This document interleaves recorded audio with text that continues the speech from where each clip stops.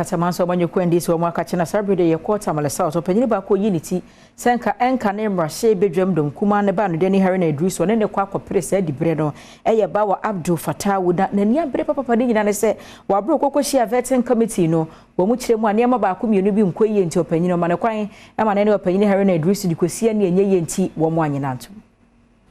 Papanyi Park ne no dadom kuma na no romrahye bedwafie Harruna Iddrisu eyopanyi ba ko bia ebe na bato ekoso man mu anase NDC Manyoko ne mu a ekradoma etato edema no ewotamale south mpeswa no eso ene mantam ne nyina mu ne fi opopombo some wa fimpenu ene nom ne mu ye odetumi hye ne sembesine no enya de se obi atumi no apre de bre ho na nipa no ade ne so enkonim tamale south mpeswa no so ye mpeswa ba ko bi o man mu a NDC Manyoko no etanya nipa dodro ma omoto aba edema wo mu na fi ye bato ekoso ewotamale south mpeswa no eso no Papanyi ba ko watweneti ya wone Harruna Iddrisu epre de bre ho ene owura ba wa Abdul Fatah na no ogide mapa so betumi agitumi e de afri Harruna Iddrisu ensem na so nyo drama ne bebeto dwa ene se wa bra mpanyefo toto na no ewieye no enya de se wo mu agine tu mu ne senti de bre no enya de so betumi ato aso apre Adom Kasee ne opanyi eti nkomo no ne nsem bi odeto dwa eni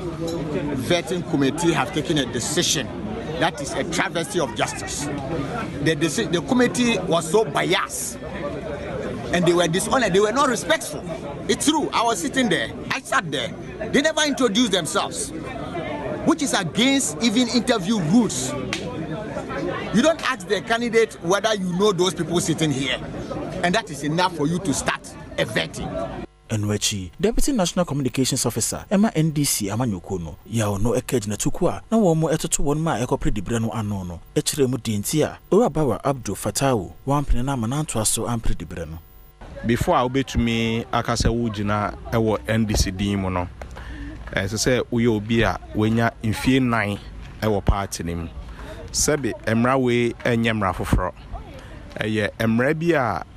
ye kwa branch elections ye usui ye kwa constituency elections ye usui regional and national nyina ye usu sa emra no ewo ho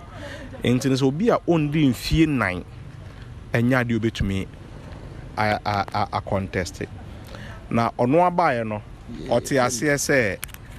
ondi mfie 9 ono ankasa nenum asem e kire se ogitum so ondi mfie 9 no no ne nti ase ewo constitutional provision no ene say so obi wo party nim within 4 years a obetumi a contest